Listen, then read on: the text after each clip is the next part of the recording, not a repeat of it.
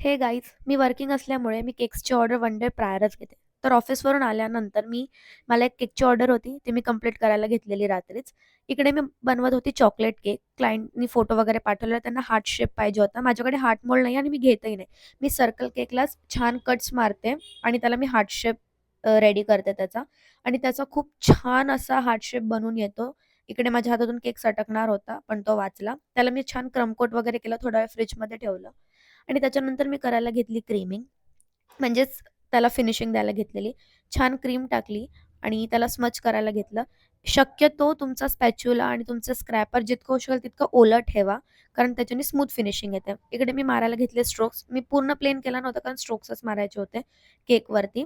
Strokes मारून झाल्यानंतर मी वरती पॅटर्न दिला ब्रशचा, कारण क्लायंट्सची डिमांड होती. त्यांनी मला फोटो पाठवलेला.